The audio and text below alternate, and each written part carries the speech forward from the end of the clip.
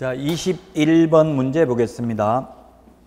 가태료 부과 대상자와 부과 기간 연결이 옳은 것인데 1번 거래대금 지급증명자료 제출하지 않는 경우는 3천만 원 이하의 가태료를 등록관청이 부과합니다. 그래서 틀렸고 2번 개업공개사로 하여금 거짓된 내용으로 부동산 거래 신고를 하도록 요구한 자는 등록관청이 가태료를 부과합니다.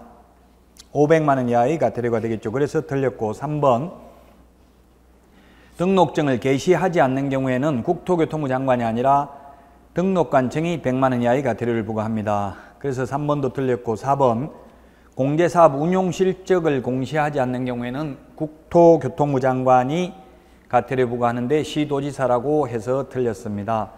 답은 5번입니다.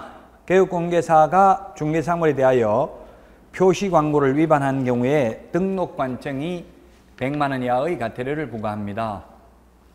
사무소 명칭, 소재지, 개업공개사 성명, 연락처를 표시하지 않는 경우는 등록관청이 100만 원 이하의 가태료를 부과합니다. 따라서 21번에 5번이고 22번 전자문서의 방법으로 제출할 수 없는 것은 했는데 1번이 답입니다. 휴업신고, 폐업신고는 등록증을 반납하러 가야 되니까 반드시 방문신고만 가능합니다. 재개신고, 변경신고는 방문신고도 가능하고 전자문서도 가능하죠. 그래서 22번의 답 1번이고요. 다음은 23번입니다. 농지법에 대해서 틀린 것인데 1번 농업인 등으로 그가 거주하는 주소지로부터 30km 이내에 소재하는 토지를 취득하려는 자는 허가구역이라도 허가를 받아서 취득할 수 있다. 허가구역 안에서는 통작거리 30km 이내에 거주해야 되고 6개월 이상 주민등록이 되어 있어야 됩니다. 1번 맞고 2번 이건 국토의 계획 및 이용에 관한 분들 시행령에 있는 내용입니다. 2번도 마찬가지고 수용된 날로부터 3년 이내에 협의 양도 또는 수용된 농지를 대체하기 위하여 농지를 취득하는 경우에는 그가 거주하는 주소지로부터 거리가 80km 안에 소재하는 농지를 취득할 수 있다. 대토는 80km입니다. 3번 이러한 경우에 행정기관의 장이 관계법령에서 정하는 바에 따라 구체적 대상을 정하여 대체 농지의 취득을 알선하는 경우를 제외하고는 새로 취득하는 농지의 가액, 공시지가를 기준으로 하는 가액을 말하는데 종전토지가액 이하여야 합니다. 넘을 수가 없습니다. 대체 취득하는 경우 80km 이내에 거주해야 되고요. 3년 이내에 취득해야 되고요. 자, 그래서 맞는 내용이고 4번 주말 체험용농 목적인 경우에도 농지 취득자액 증명은 발급받아야 됩니다. 다만 농업경영계획서는 제출하지 않습니다. 주말 체험용농인 경우는. 정답 5번입니다. 5년간 농업경영을 하다가 이농하는 경우 만제곱미터 이내까지만 소유할 수 있다 했는데 5년이 아니고 8년 이상 제촌작용해야 됩니다. 그래서 답이 5번인데 5년이라는 말은 60세 이상으로서 5년 이상 농사를 짓다가 힘이 없어서 농사를 짓지 못하는 경우 임대, 사용대가 가능하죠. 60세 5년이라는 말이 있고요. 8년 이상 제촌작용하다 이농하는 경우에는 만제곱미터까지 소유할 수 있습니다. 따라서 23번에 답 5번이고 24번 외국인 토지법에 대해서 틀린 것입니다. 1번 외국 법령에 따라서 설립된 법인 또는 단체도 외국인 토지법상 외국인에 속합니다. 1번 맞고요. 2번 외국인이 대한민국 안의 토지를 취득하는 계약을 체결한 경우에는 원칙적으로 계약일로부터 60일 이내에 시장군수구청장에게 신고해야 됩니다. 안 하면 300만 원 이하의 가태료입니다. 자, 맞고 3번 외국인 토지법에 따라 토지 취득 신고를 하지 않는 경우 2년 이하의 징역 2천만 원 이하의 벌금이라고 했는데 X입니다.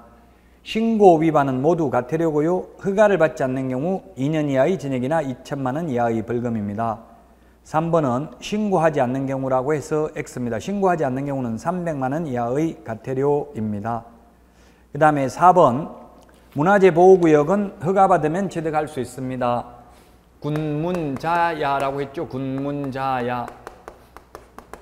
군사기지 및 군사시설보호구역, 문화재보호구역, 자연환경보전법에 의한 생태경관보전지역, 야생 생물 특별보호구역에서는 미리 허가받아야 됩니다. 자, 그 다음에 5번에 부동산 거래 신고하면 외국인 토지법상 신고할 필요 없고 국토법상 토지거래 허가받으면 외국인 토지법상 허가받을 필요가 없습니다. 그래서 3번이 정답이 되겠습니다. 자, 60일이라는 숫자가 있는데 60일 계약일로부터 60일인지 잔금일로부터 60일인지를 주의해야 되겠습니다. 계약일로부터 60일이 두 개가 있고요. 잔금일로부터 즉 반대급부 이행을 완료한 날로부터 60일이 두 개가 있습니다. 부동산 거래 신고에 관한 법률상 부동산 거래 신고 계약일로부터 60일 이내 해야 됩니다. 그 다음에 외국인 토지법상 외국인 토지 취득 신고도 계약일로부터 60일 이내입니다. 만약 계약일로부터 60일 이내에 부동산 거래 신고 안 하면 500만 원 이하의 과태료 대상이 되겠고 외국인 토지법상 계약일로부터 60일 이내에 토지 취득 신고 안 하면 300만 원 이하의 과태료가 되겠습니다. 자, 잔금일로부터 60일 이내에 소유권 이전 등기해야 됩니다. 부동산 등기 특별조치법상 안 하면 취득세 표준세율 4% 빼기 2%의 5배, 5배 이하의 과태료에 처합니다. 그 다음에 지방세법상 취득세 납부입니다. 취득세 납부도 잔금일로부터 60일 이내 해야 됩니다. 그 외에도 60일이 보면은 질서 위반행위 규제법에 의해서 과태료 이의신청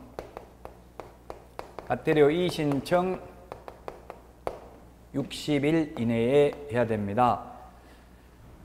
자, 그 다음에 지목변경, 공간정보 구축 및 관리에 관한 법률에 따르면 지목변경 신청 등도 60일 이내에 해야 됩니다. 자, 그래서 계약일로부터 60일인지 잔금일로부터 60일인지를 주의해야 되겠습니다. 24번의 답 3번이고요. 자, 다음은 25번입니다. 상가 권리금 보호 대상이 아닌 것은 몇 개인가 했는데 답은 4번 7개입니다.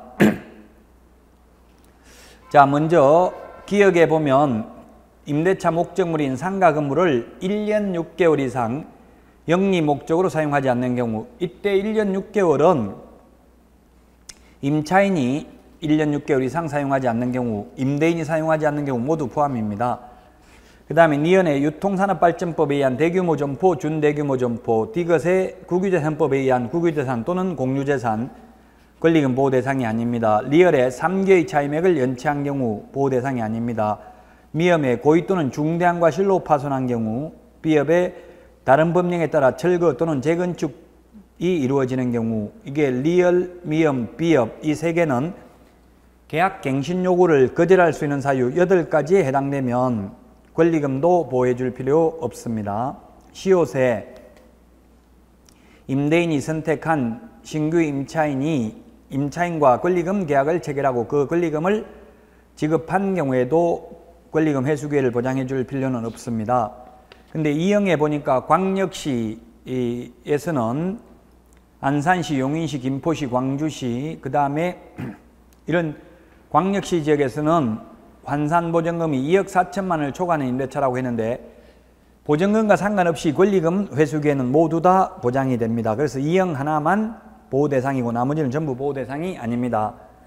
환산보증금이 일정 금액을 초과하는 경우 서울에서 4억, 과밀억제권역에서 3억, 광역시에서 2억 4천, 그 밖의 지역에서 1억 8천까지만 원칙적으로 상가금을 임대차 보호법이 적용되는데 예외적으로 이 금액을 초과하더라도 예외 없이 적용되는 게 5개가 있습니다. 그게 대항력입니다. 대항력, 그 다음에 계약갱신요구권, 최초 임대차 기간을 포함한 전체 임대차 기간이 5년을 초과하지 않는 범위 내에서 계약갱신 요구하는 것, 그 다음에 권리금 회수 기회 보장, 그 다음에 3기의 차임액을 연체했을 때 상가 임대차 계약 해지할 수 있다. 이런 내용들은 환산보증금과 상관없이 모두 다 적용됩니다. 그러나 우선면제, 후순위보다 우선면제 받는 것은 서울에서 환산보증금이 4억을 초과하면 우선면제 받을 수 없습니다. 자, 그래서 25번의 답 4번입니다. 환산보증금과 상관없이 권리금은 보호받을 수 있습니다. 26번 확인설명서 작성 시 개업공개사가 조사 확인하여 기재할 사항이 아닌 것은 즉 기본 확인사항하고 세부 확인사항이 있는데 기본 확인사항은 개업공개사가 조사합니다. 근데 1번이 답인데 성관기와 같은 거, 내외부 시설물의 상태, 벽면 및 도배 상태, 일조, 소음, 진동 등 환경조건, 그 다음에 실제 권리관계 이런 것들은 세부 확인사항으로서 의뢰인에게 상태에 관한 자료 요구를 하거나 또는 의뢰인이 고지한 사항을 기재하여야 합니다. 그래서 26번의 답은 1번입니다. 성관기, 비상벨, 소화전 이런 것들은 상태에 관한 자료 요구를 해야 됩니다. 알 수 있으려면은. 그래서 세부 확인사항이므로 답이 1번이 되겠습니다. 27번 상가임대차보호법 틀린 것인데 1번 법무부 장관은 보증금, 차임액, 임대차 기간, 수선비 분담 등의 내용이 기재된 상가 건물 임대차 표준계약서를 정하여 그 사용을 권장할 수 있다. 예, 법무부 장관입니다. 상가 권리금 표준계약서는 국토교통부 장관이 사용을 권장할 수 있습니다. 틀린 것 답은 2번이네요. 보증금의 전부 또는 일부를 월 단위 차임으로 전환하는 경우에는 그 전환되는 금액에 은행법에 따른 은행의 대출금리 및 해당 지역의 경제여건 등을 고려하여 대통령령으로 정하는 비율인 1할과 한국은행에서 공시한 기준금리의 대통령령으로 정하는 배수인 4배를 곱한 비율 중 낮은 비율을 곱한 월차임의 범위를 초과할 수 없다. 이게 X네요. 주택이 1할 또는 4배죠. 그래서 답은 2번이 틀렸습니다. 3번의 계약갱신 요구는 모든 상가에 대해서 적용하도록 확대됐습니다. 그 다음에 4번 3개의 차임액에 달하는 때에는 연체된 금액이 상가 임대차 계약 해지할 수 있습니다. 5번에 권리금은 전대차는 보호되지 않습니다. 전대차도 계약갱신 요구는 할 수 있습니다. 그러나 전대차에서 전차에는 권리금은 보호받을 수가 없다. 자, 답이 2번인데 그러면 정감 청구, 차임 등의 정감 청구가 있고 그 다음에 월차임 전환율이 있습니다. 월차임 전환율이 있는데 차임 등의 정감 청구는 주택인 경우에는 20분의 1, 5%고요. 그 다음에 상가인 경우는 9%, 100분의 9입니다. 9%인데 단 상가는 환산보증금이 서울에서 4억, 과밀억제권역에서 3억, 광역시 2억 4천, 그 밖의 지역 1억 8천을 초과하는 경우에는 이 상한선 9% 적용되지 않습니다. 더 많이 받아도 됩니다. 시세만큼. 월차임 전환율은 주택의 경우에는 주택인 경우가 있고 그 다음에 상가인 경우가 있는데 주택인 경우는 1할 또는 기준금리 4배 중에서 낮은 비율을 초과할 수 없고 상가는 1할 2푼 즉 12% 또는 기준금리 4.5배 중에서 낮은 비율을 초과할 수 없습니다. 주택 20분의 1을 초과하는 거 이거는 당사자 합의에 의해서 올렸다면 가능합니다. 일방적으로 올리는 것은 초과할 수 없다는 이야기고요.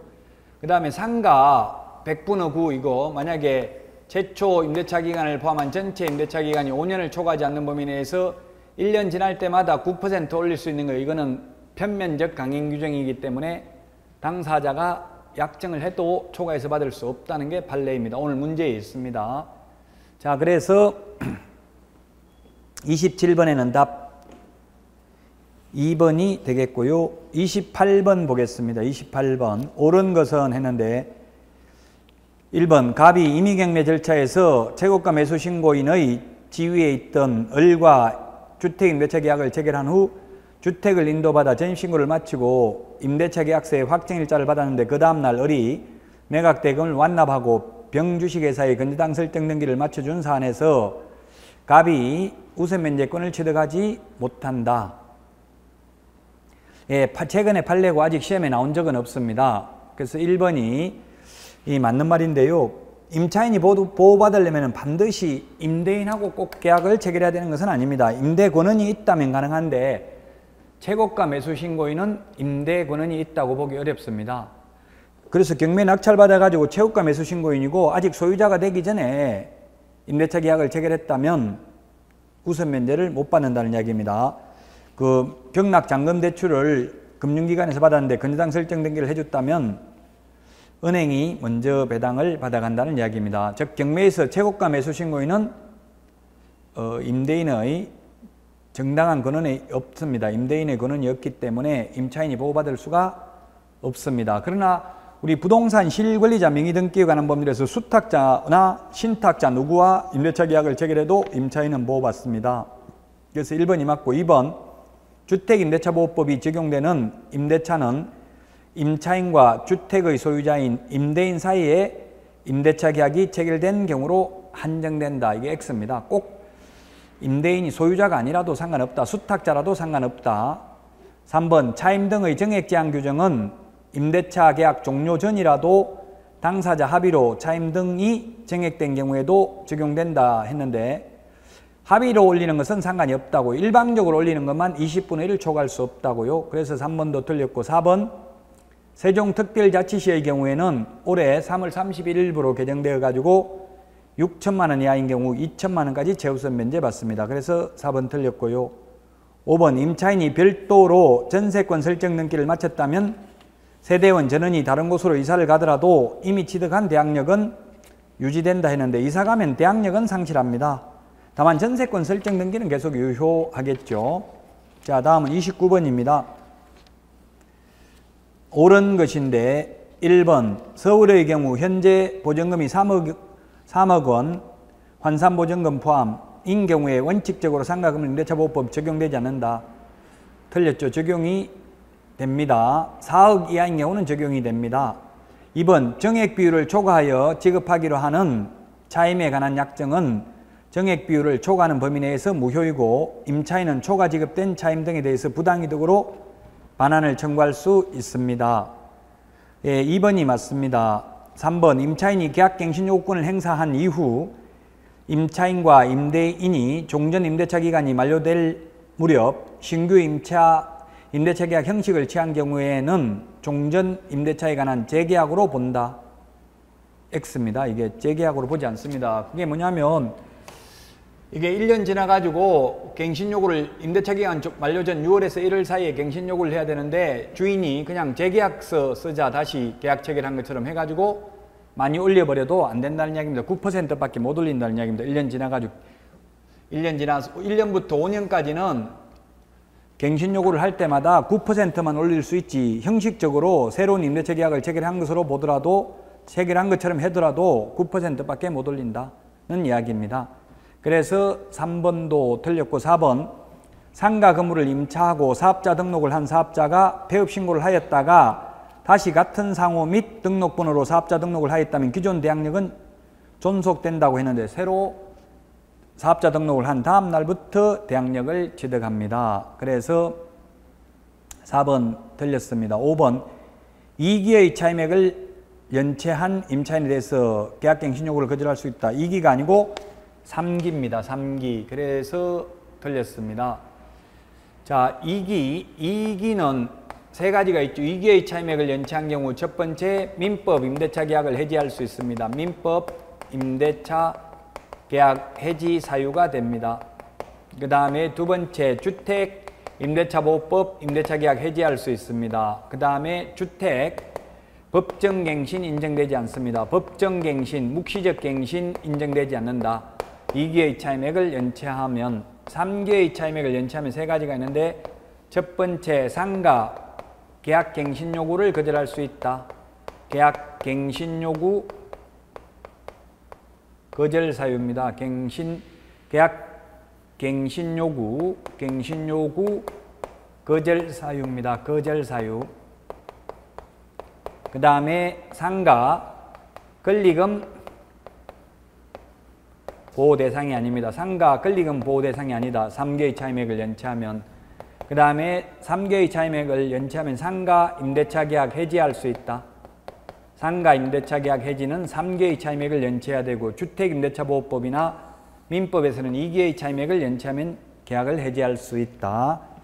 자, 그래서 29번의 답 2번이 되겠습니다. 30번 매수 신청 대리와 관련된 설명으로 틀린 것은 했는데 1번 법원 행정처장은 매월 매수 신청 대리인 등록 행정처분 및 신고된 사항을 다음 달 15일까지 협회에 통지하여야 합니다. 맞는 말이고 2번 공인중개사인 개업공개사는 매수 신청 대리인으로 등록하지 않더라도 경매 대상 부동산에 대한 권리 분석이나 알선은 할 수 있습니다. 경매 부동산에 대한 매수 신청 대리, 입찰 대리를 할 때만 매수 신청 대리인 등록을 해야 됩니다. 3번 매수 신청 대리 실무 교육은 32시간 이상 44시간 이하입니다. 그 다음에 4번 지방법원장은 매월 매수 신청 대리인 등록, 행정처분 및 신고된 사항을 다음 달 10일까지 법원 행정처장에게 통지해야 되고요. 맞습니다. 5번 협회는 공제사업 운영 실적을 매 회계연도 종료 후 3개월 이내에 일간신문 또는 협회보에 공시하고 협회 인터넷 홈페이지에 게시해야 된다 했는데 매수 신청 대리와 관련되는 것은 2개월 이내에 공시하고요.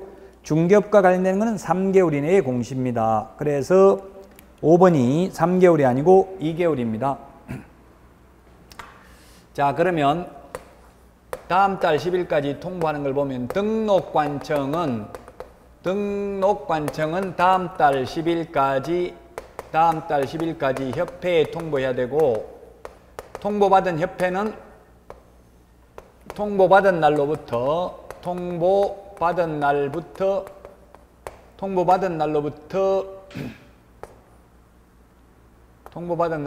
10일 이내에 법원 행정처장에게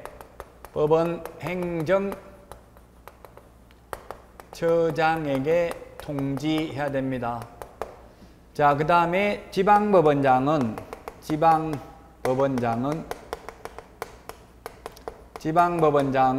다음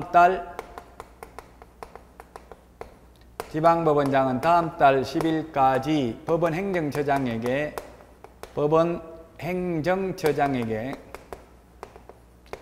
행정처장에게 통지해야 됩니다. 통지받은 법원 행정처장은 다음 달 15일까지 협회에 통보해야 됩니다. 협회 통보.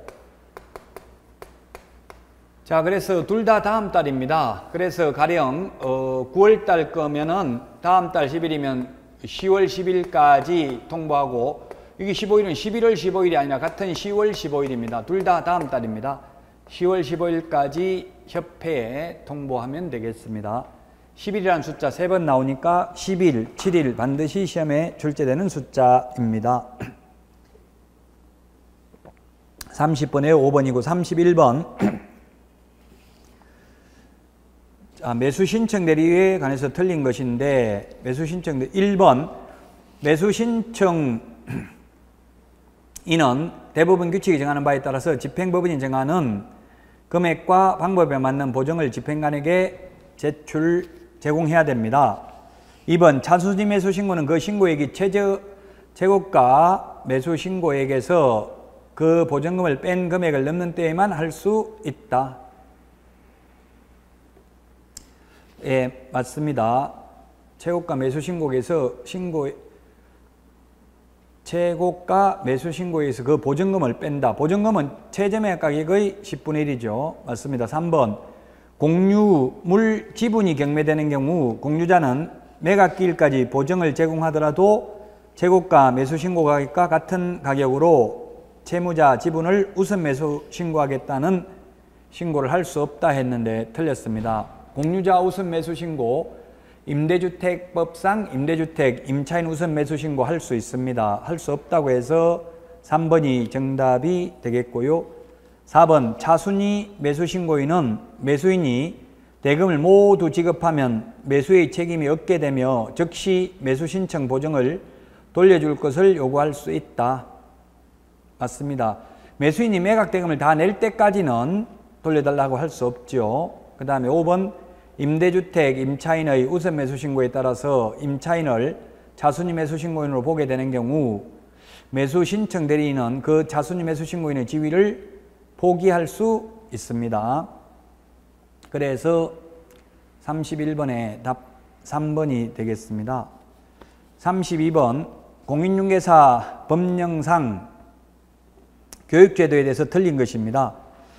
교육제도가 5개가 있죠. 직무교육, 실무교육, 그 다음에 연수교육, 그리고 매수신청 대리 실무교육, 거래사고 예방교육 5개가 있는데 시험에 반드시 출제됩니다. 32번에 1번 실무교육은 개업공개사 및 소속공인중개사의 직무수행에 필요한 법률 지식입니다. 부동산 중개 및 경영실무, 지급윤리 등입니다. 그게 3번에 있는 연수교육의 내용은 부동산 중개 관련 법제도의 변경사항입니다.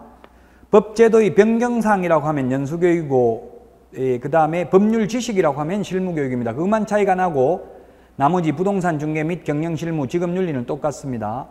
그래서 실무교육은 초보자들이기 때문에 법률 지식을 강의해야 되고요. 연수교육은 2년마다 한 번씩 하니까 법제도의 변경사항이 반드시 교육 내용으로 들어가야 됩니다.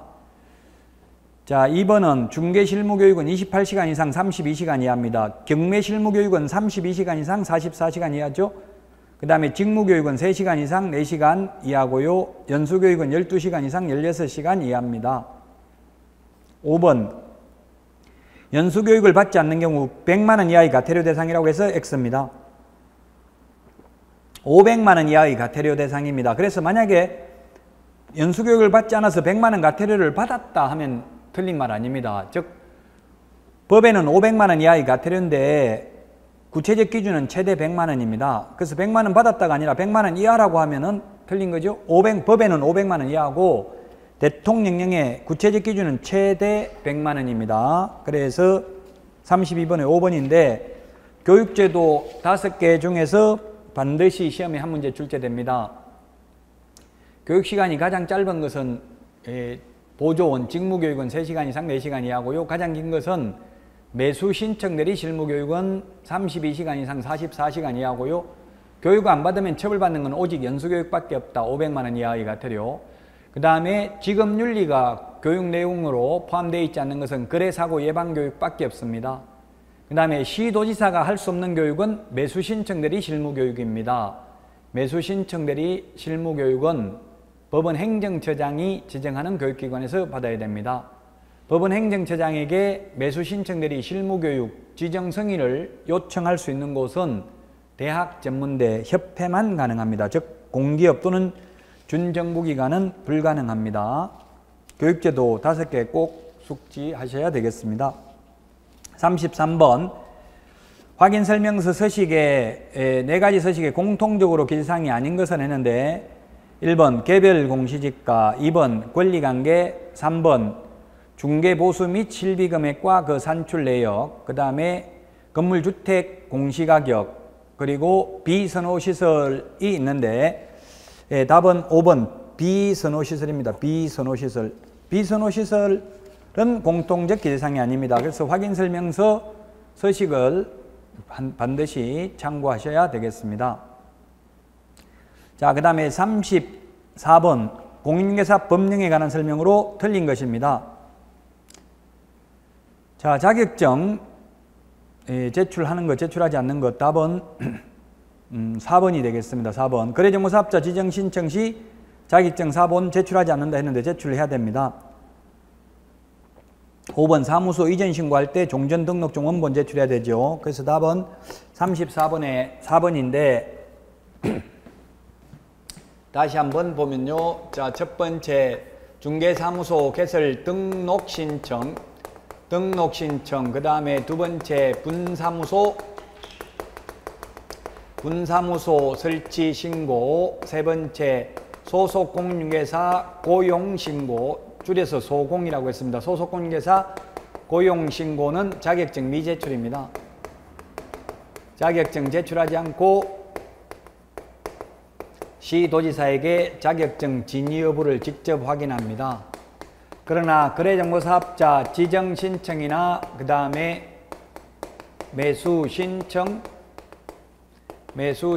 대리인 등록 신청의 경우에는 매수 신청 대리인 등록 신청의 경우에는 자격증 사본 제출해야 됩니다.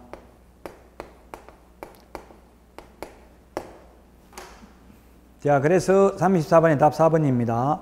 1, 2, 3번은 자격증을 제출하지 않는 이유는 직접 시도지사에게 자격증 진위 여부를 확인하여야 합니다. 나머지 4번, 5번은 입법의 불비로서 아직도 제출하라고 되어 있습니다. 자, 다음은 35번입니다. 틀린 것은 했는데 1번. 자, 1, 2, 3번 전부 거짓 부정입니다. 거짓 부정. 틀린 것은 일단 답은 5번. 교육공개사는 정보망에 중개사물에 관한 정보를 거짓으로 공개하면 업무정지입니다. 업무정지. 교육공개사가 거짓 정보 공개하면 업무정지고요. 5번이 답인데 4번. 거래정보사업자가 거짓 정보 공개하면 지정 취소 플러스 1년 이하 이전액이나 1,000만 원 이하의 벌금입니다. 자, 35번의 답 5번인데 거짓 부정. 거짓 부정이라는 말 들어가는 것도 정리를 다시 한번 해보면 22개 정도가 있습니다. 거짓 부정이라는 말 들어가는 게 첫 번째, 거짓 부정한 방법으로 등록을 한 경우, 그 다음에 거짓 부정한 방법으로 자격을 취득한 경우, 그 다음에 거짓 부정한 방법으로 거래정보사업자 지정받은 경우, 그 다음에 거짓 정보 공개,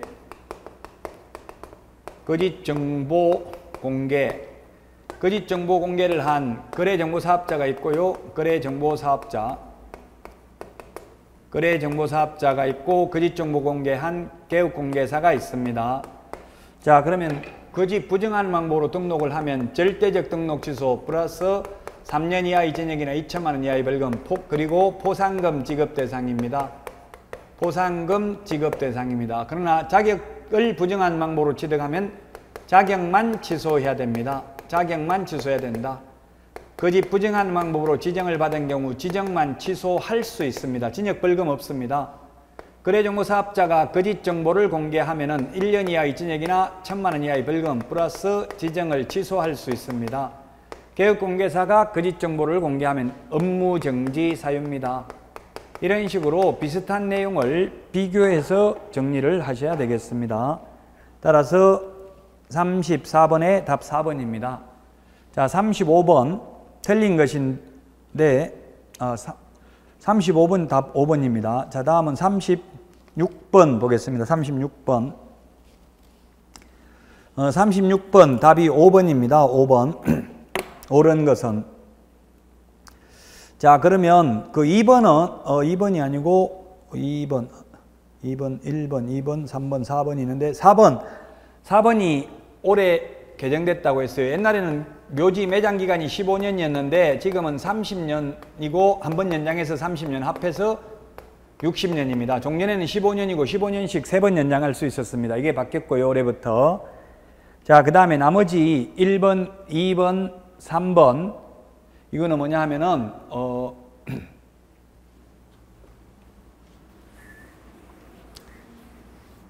도로 하천으로부터는 300m 이상 떨어져야 되고 20호 이상 인가가 밀집한 지역, 공중이 수시로 집합하는 시설로부터는 500m 이상 떨어져야만 했습니다. 지금은 종중이나 문중 또는 법인묘지는 여전히 마찬가지입니다. 법인묘지는 마찬가지고요. 예, 작년에 개인가족묘지만 완화되었습니다. 개인가족묘지는 도로 하천으로부터 200m, 20호 이상 인가가 밀집한 지역으로부터는 300m로 완화됐습니다. 개인묘지하고 가족묘지만 완화됐습니다. 종중, 문중, 법인묘지는 종전 그대로고요. 개인가족묘지만 완화됐습니다. 자, 5번이 답이 되겠는데요. 5번은 분묘기지권을 시효 취득하는 경우에는 무상지료가 원칙입니다. 그 외의 경우는 지료를 지급하는 게 원칙입니다. 자, 그래서 그 땅에 분묘가 설치되어 있고 주인이 설치를 했다가 어떤 사람이 경매로 낙찰받았습니다. 경매로 낙찰받아가지고 지료를 달라고 소송을 제기했습니다. 소송하는데 1년이 걸렸습니다. 그래서 지료 얼마를 지급하라 라고 판결이 나왔습니다. 판결 나오고 또 1년을 연체했습니다. 즉 판결을 전후해서 합해서 2년간 지료를 연체했다면 분묘기지권 소멸을 청구할 수 있다는 게 판례입니다. 단 시효취득은 무상지료가 원칙입니다. 자, 그래서 36번에는 답이 5번이고요. 그 다음에 37번 틀린 것입니다. 지역농협이 중개법인과 지역농협이 중개업을 하고자 하는 경우에는 인장 등록을 해야 되고 업무보정 설정도 해야 된다. 다만 분사무소에는 공인중개사를 책임자로 두어야 하지만 지역농협은 그러하지 아니합니다. 특수법인은 책임자가 공인중개사일 필요가 없고 특수법인은 등록 기준도 적용되지 않습니다. 2번 일반 법인은 2억 원 이상 보정 설정을 해야 되고 지역농협은 1,000만 원 이상 설정해야 됩니다. 그 다음에 3번 일반 법인은 법 14조의 업무를 수행할 수 있지만 지역농협은 농협 업무와 그 다음에 농지 조합원을 대상으로 농지 매매 교환 임대차 중개만 할 수 있습니다.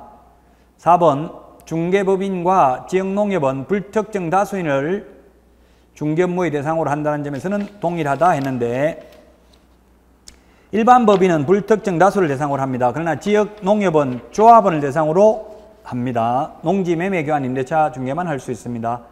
그래서 4번이 틀린 정답입니다.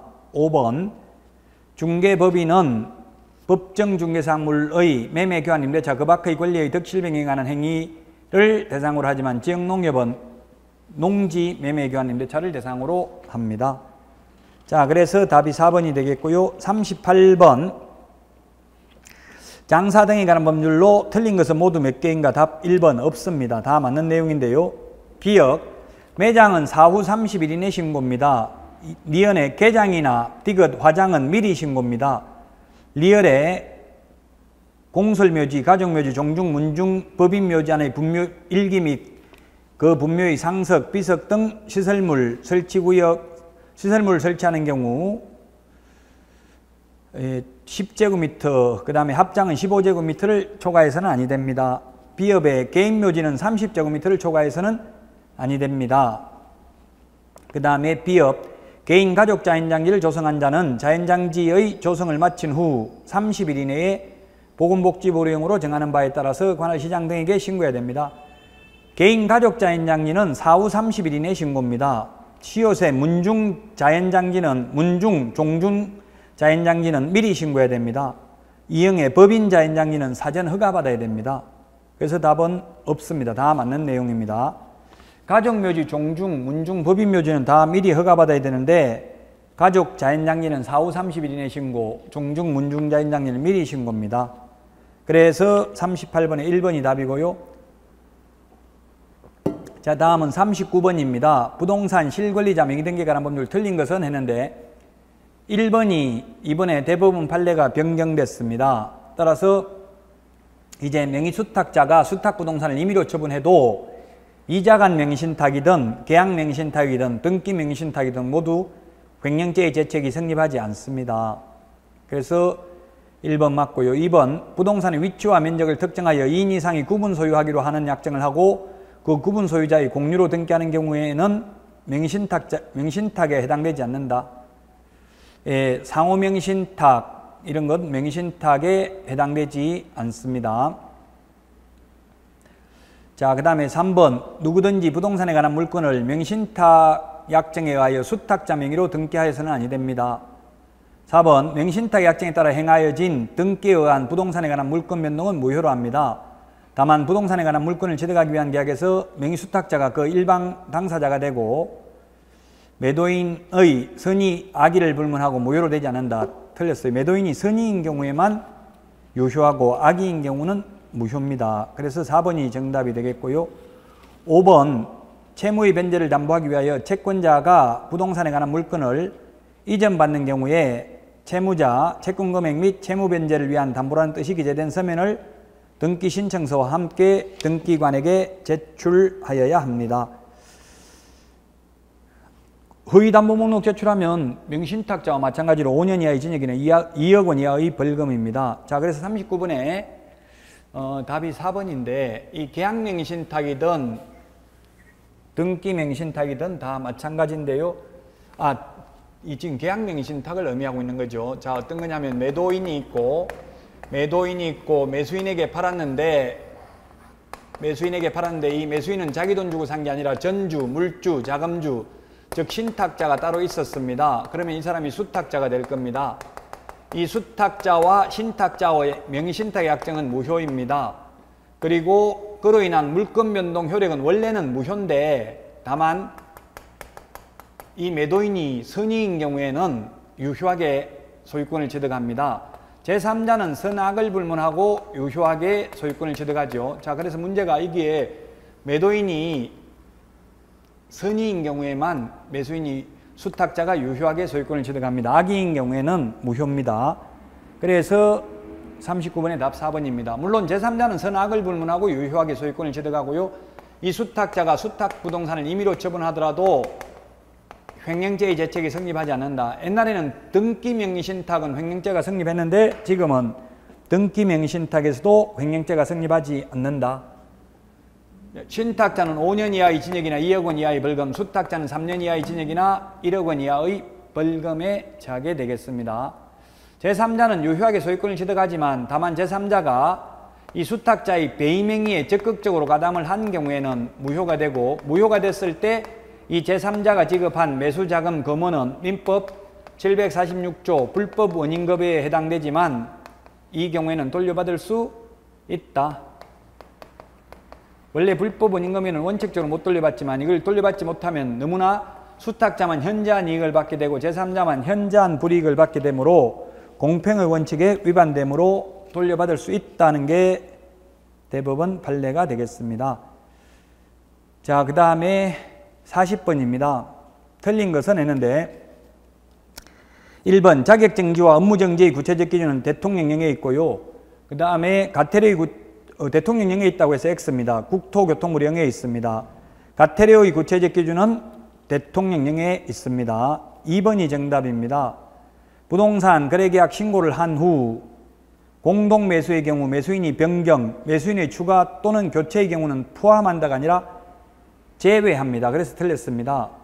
등기법에 따른 등기 신청 전에 부동산 거래계약 변경신고서에 당사자 또는 개업공개사가 서명 또는 날인하여 등록관청에 제출할 수 있습니다. 변경신고, 해제신고, 정정신청 모두 다 하여야 한다가 아니라 할 수 있다라고 했습니다. 자, 그래서 2번이 틀렸습니다. 추가 또는 교체는 제외합니다. 자, 그 다음에 3번 실무교육에 관한 업무를 위탁받는 기관 또는 단체는 공인중개사, 감정평가사, 주택관리사, 건축사 등은 3년 이상 유경험자여야 합니다.